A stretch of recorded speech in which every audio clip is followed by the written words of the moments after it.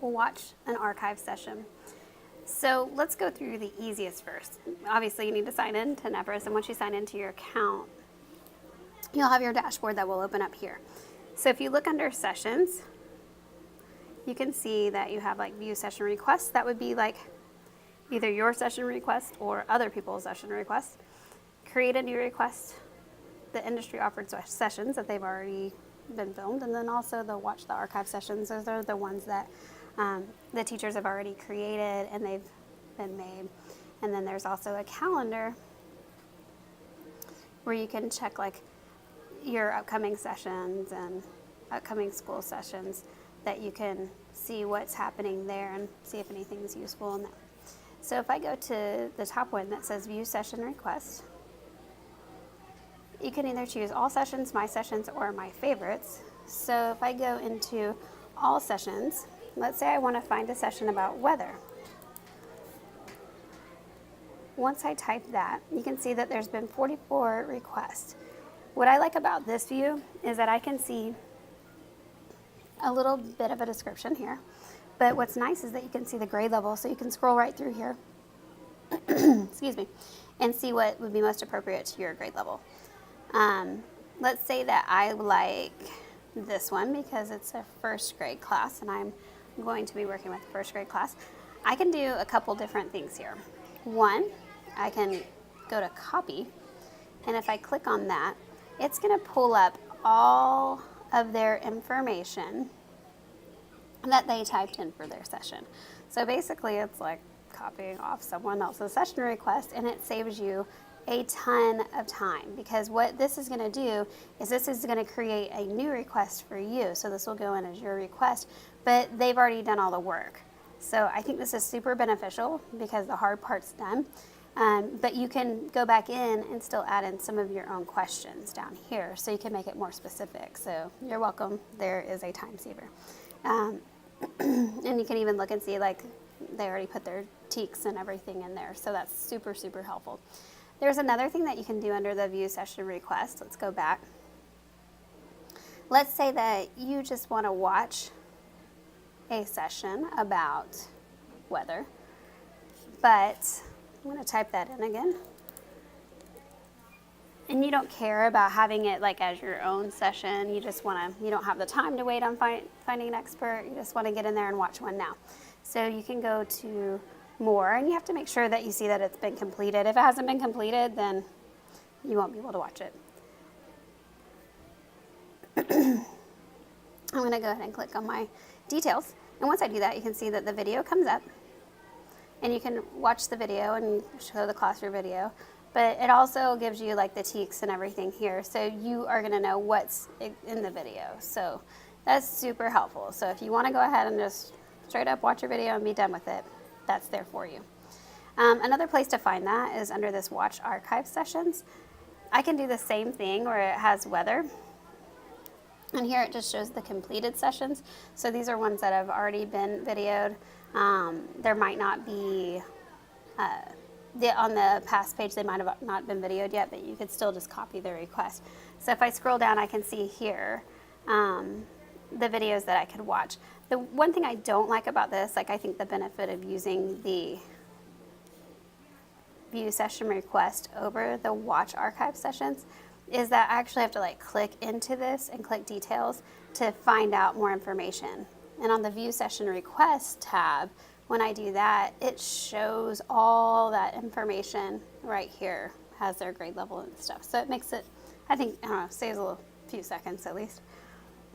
Let's say that we don't want to watch something that's already been recorded. We want to make it personal to our class and authentic to our learning, which I think that's really what Nepris is all about.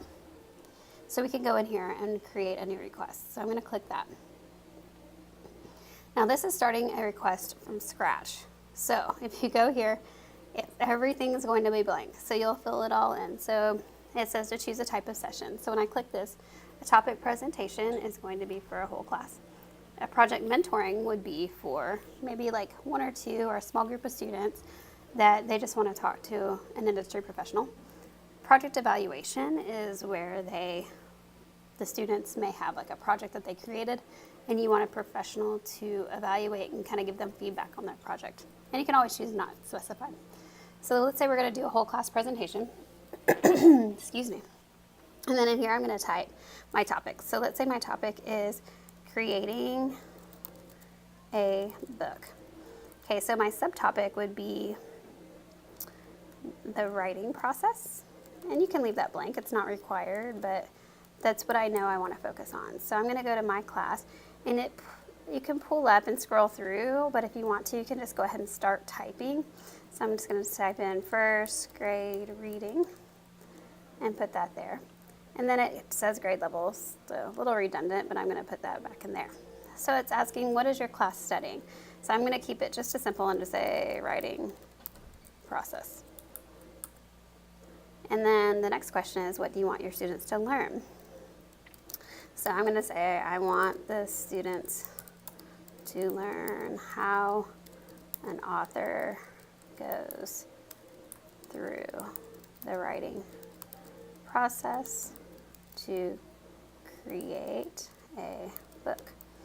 All right, and so then the next one says, what are some questions? This to me is probably the most important thing, because this is where they're going to pair you with the correct person, and then that person's going to really get an idea of what you want your students to know by the end of it. So we're going to say like, what are the steps you use to create a book? And then I'm probably going to ask about 5 questions or so. And this is a time, too, where you could even ask your kids, hey, what kind of questions do we want to ask the industry professional? And we can put those there.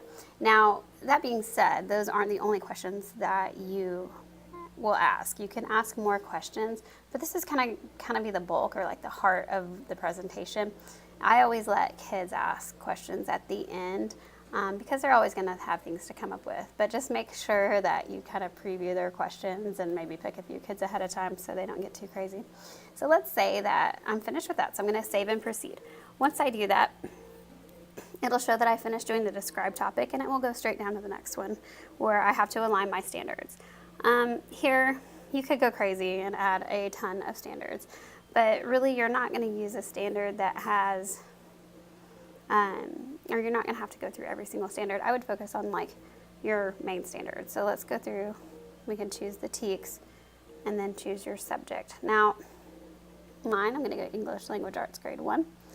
I will say ahead of time that the math standards, I want to say they're still the old standards. So just kind of beware and do the best you can with that. But I can go down through my standards and see that I have like the writing process. Students use elements of the writing process. I'm going to go ahead and just choose that one for time's sake. Once I click on that one, it'll pull it up and I can read the whole thing. And then I'm going to click Add Curriculum Standard. So that will actually put the standard into my session. I'm just going to add the one. Feel free to add, 2, 3, few that you need. And then I'm going to go to Save and Proceed. Once I do that, it moves down to the next tab to set my preferences.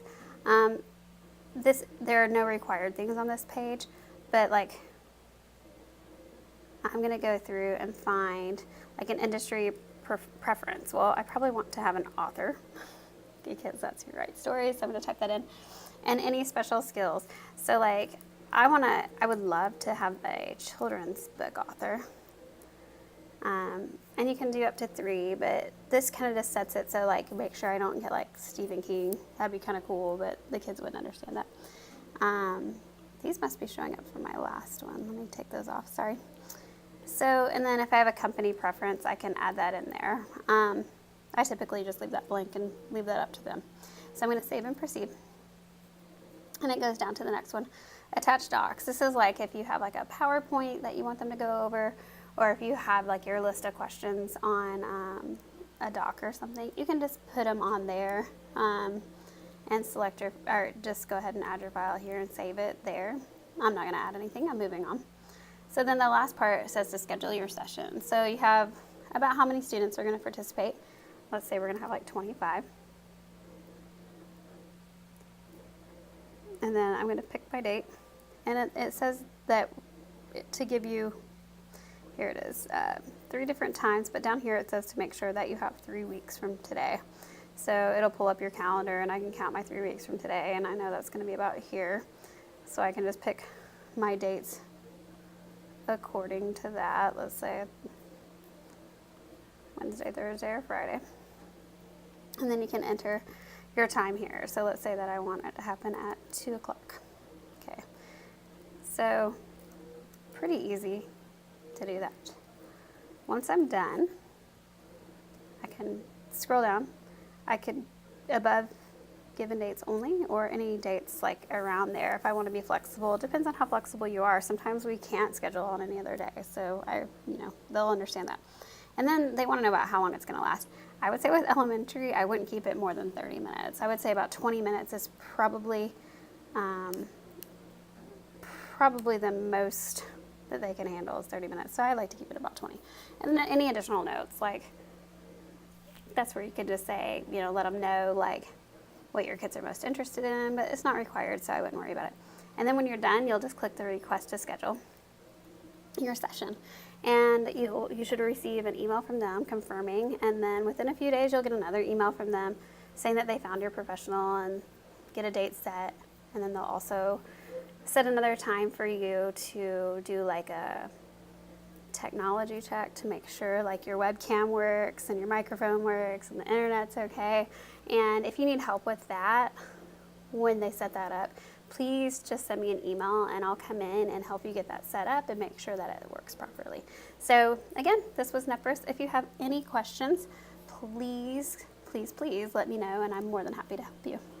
Thank you.